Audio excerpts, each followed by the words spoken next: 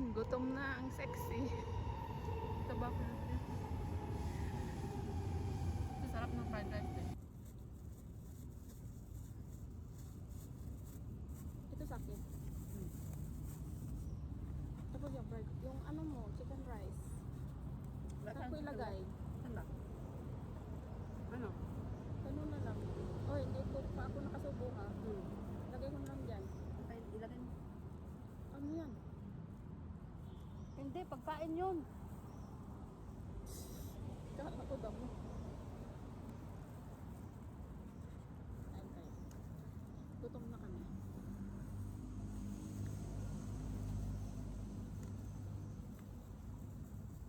Kamatis. Sa ano? May tuyo ka din. Tuyo.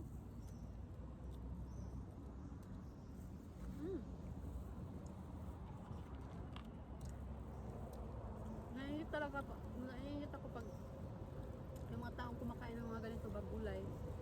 Hindi ka kumakain? Oo, kumain ka. Ang sili ka. Hindi ko talaga bet yung lasa. Alam mo yung kapatid ko, te? Mm. Yung teacher na ngayon. Iba yun, mag-experiment ko ng mga gulay, pipino. Nilalagyan lang ng suka. Ako din, ganyan din ako. Tapos nag-ano siya, ano to, mga ganitong okra. Kaso tamad ako magdala ng ano. Alam mo yung ginagawa niya sa okra, te? Oo. Ano, parang nilaga lang, mga 5 minutes ganun. Mm-mm. Tapos ano lang, tapos isasasaw niya sa mga suka na may pipino, may kamatis, may onion. Lahat. Tapos, parang parang sila talaga ni Healthy mama. yun. Sarap na sarap sila, tapos ako kumain. Ako. Parang ang sarap nila tingnan. Tapos pag tinikman ko, yung lasa. Ako. Hindi ako makain pag walang gulay.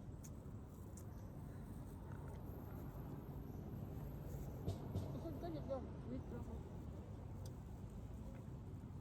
Ako, tsaka yung bunso namin yung hindi kumakain ng gulay.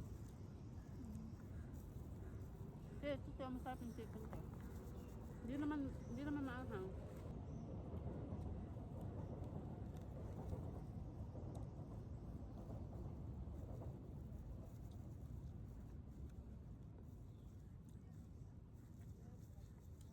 Ba yung gutom ko?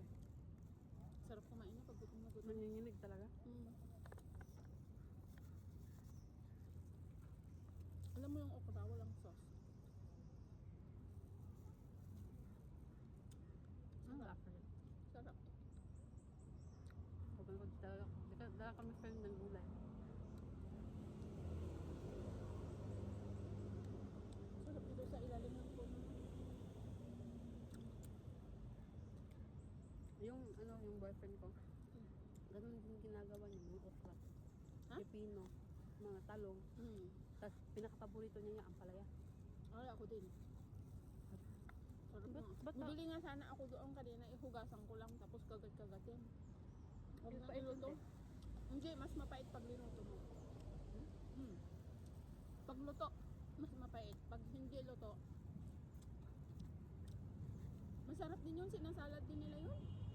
Yung amo ko lalaki, te. Mm-mm. Ano, te? Hilig sa gulay.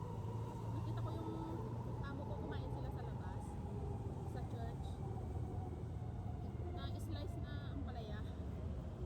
Oo, salad nila. Tapos may mga prito-prito mga ganun. Tapos tinikman ko, masarap pa yung hindi luto. Mayroon siya sa ganun, raw. Mm. Minsan yung amo ko lalaki, te. Ang ginawa niya sa okra, tinanggalan niya ng ulo. Kasi matigas yan eh. Tapos Oo. i-steam niya, te. Kasama kalabasa. Tapos nag-slice siya ng raw na ampalaya, kamatis, tsaka, Kinakain lang. alam mo yung celery? Oo. Celery, tsaka yung, alam mo yung sibuyas dahon na malalaki? Ganun, te. Ginagawa. Minimix niya, tapos parang nanon siya ng mga chili, nilalagyan ng chili. Tapos yung amo ko babae, nakatingin sa kanya ganun. Tapos sabi ng amo ko babae niya, sarap na sarap talaga siya sa mga lahat ng gulay. Pati yung mga kawayan. Yung asparagus na, paborito ng amo ko lalaki yan. Amo ko yung babae. Tapos yung sa, Mabaho yun? yung sa celery, yung ulo sa celery, Oo. ganun yung ano Yung niya. asparagus, mabaho yun? Ganun yung mga paborito ng amo ko lalaki. Lalo na pag umihi ka? Tapos pag nag-ano tayo kami tayo, ng amo ko babae, sabi na, yung amo ko kasi babae, hindi yun kumakain ng gulay din. Sabi niya, may mga tao talaga no, nasarap sa gulay.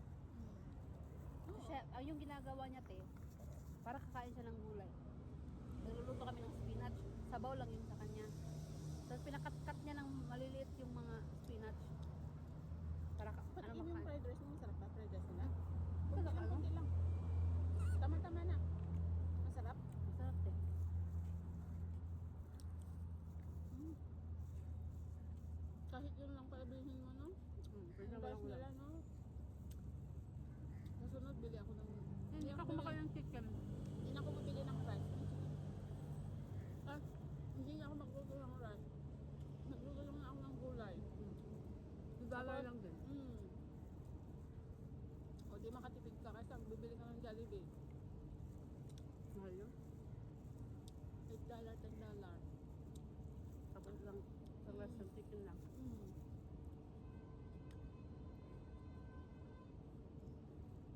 Nabili ka na rin dyan ng 350 na ano, di ba? Ganito, oh. Na sila mak.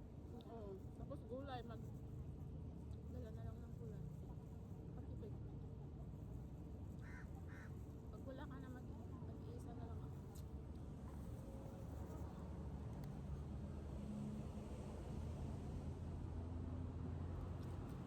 Doon, kahit linggo, may trabaho ka lang. Doon. Hindi doon sa Dubai. Friday yung off dun eh. Kasi Muslim eh. Ah, oo. Ganyan din sa Malaysia. Friday, wala nang pasok mga bata. Tapos linggo may pasok. Baliktad nga.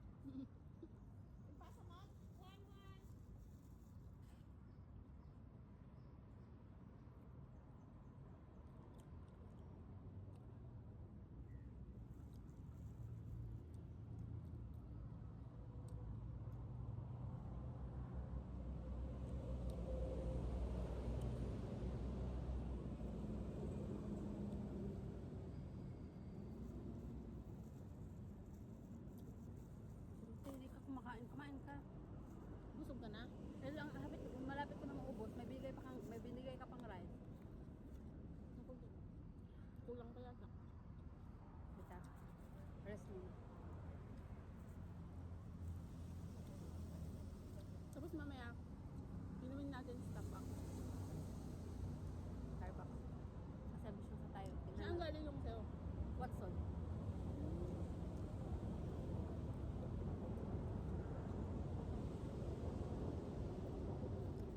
Ano yung card sa'yo?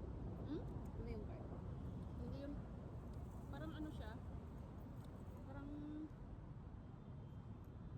$10 daw ang palit. Eh, pag bibili ka $10 naman. Ito. Starbucks.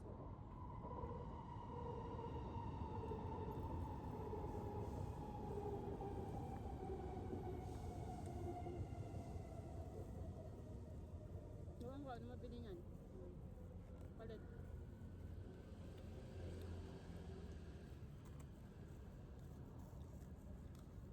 Si Jenny, mahilig yan mag-Starbucks.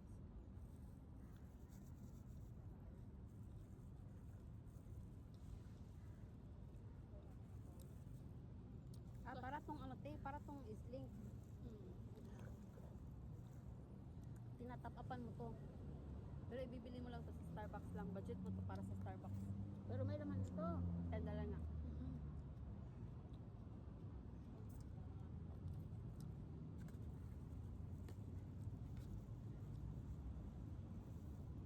Tingnan mo, yung gutom ko kanina, yung imagination ko, lahat ng pagkain, mauubos.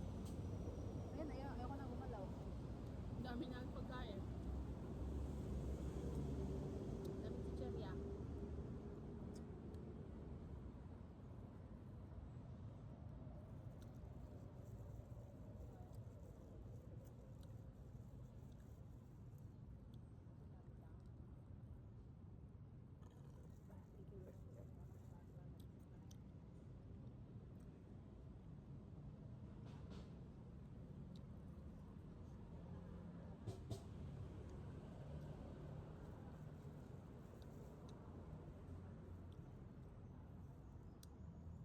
Yung ano yung basketball player na yung namatay. 5 silang lalaki. Puro, Puro mga basketballist siguro yung. alam mo pambawi ng Ateneo sa kanila.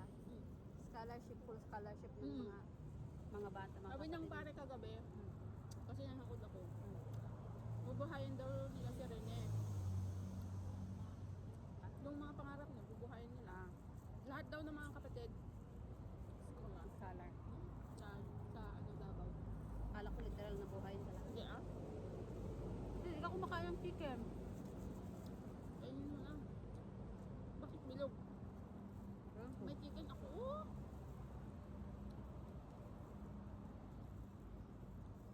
Kainin mo na. Sabi ko, spicy, ba't hindi spicy to?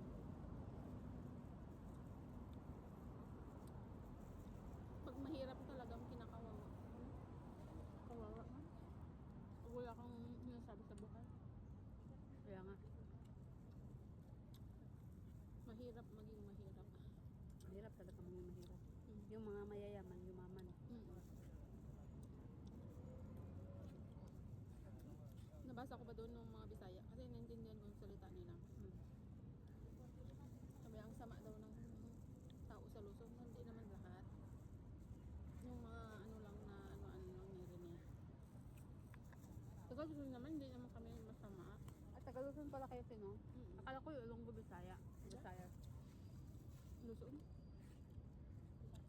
Ewan ko, nagkawatak-watak ng mga Pilipino.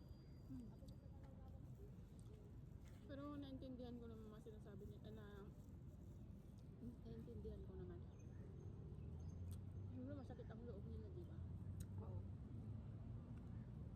Nagkawatak-watak lang din naman ang ano, dahil sa election. Oo.